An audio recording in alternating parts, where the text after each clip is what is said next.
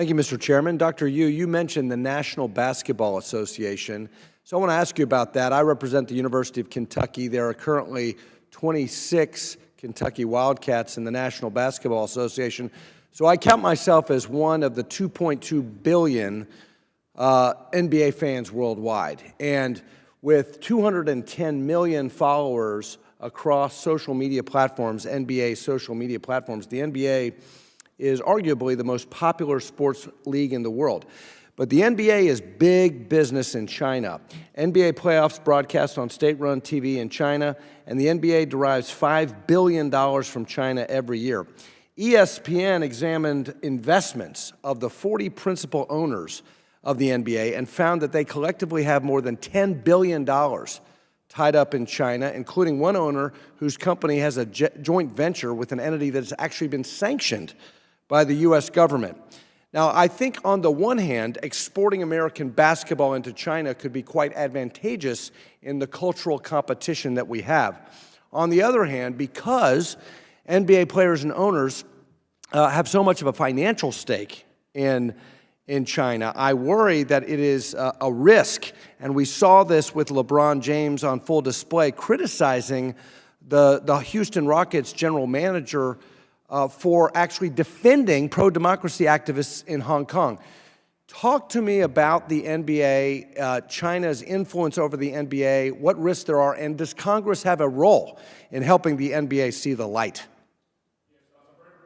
That's a very good question, Congressman, and I'm a big fan of Kentucky Wildcats myself. Let me put it this way. U.S.-China relationship should never just be a bilateral relationship between governments. There is a trilateral side of that, too. That is between American people and Chinese people. Chinese people, just like everybody else, love the NBA, love basketball. And so there's a huge market. That should be normal. The problem is the Chinese government control all the access of civil engagement. So that's the problem. So you have to really make sure that there is some kind of legislature that will guarantee Americans equal access to Chinese market without the Chinese government unlawful interference on issues such as a tweet by a basketball manager, and that will cause the complete suspension of the entire broadcast business. That is not only immoral, but also should be illegal in some way. You can find some kind of legislature to do that.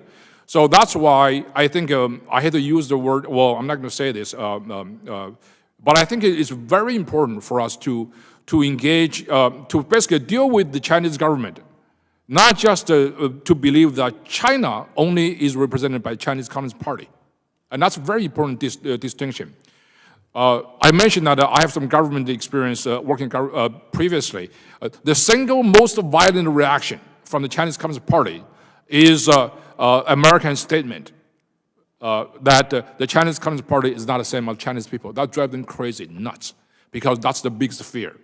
And they fear that Chinese people would identify with American values and principles, including our passion for basketball. Well, we want the Chinese people to love American basketball, but not the CCP. That's exactly, particularly Kentucky Wildcats. Thank you. Yeah, go Cats. Thank you. TikTok, real quick. Last year, TikTok was second only to YouTube as the most used social media platform by American teenagers. A third of TikTok's adult U.S. users got their news from the platform in 2022. 1 billion monthly active users, 8 new users every second. I am worried about TikTok's selective promotion of certain topics and narratives to curate a CCP-friendly political landscape. We hear about proposals to ban TikTok, to force a divestiture so that there's an American-controlled TikTok. What is the policy solution? My recommendation would be this. I think right now the biggest problem is that we treat China subconsciously as if it's just another competitor in economic, trade, and even military sense. We fundamentally disagree on political issues, systems. So unless we solve that problem, this problem is going to continue with TikTok and many other things. So I would recommend that Congress will enact some kind of law that identifies China as a non-market economy, as Chinese government, as anti-market, as anti-business.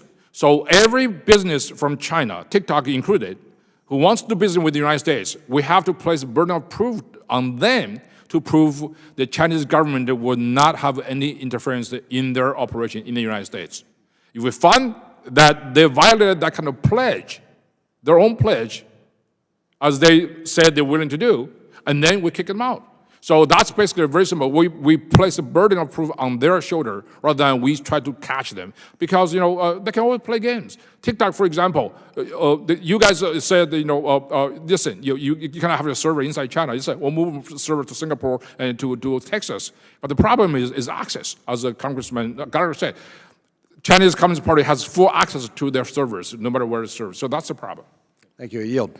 Ms. Sherrill.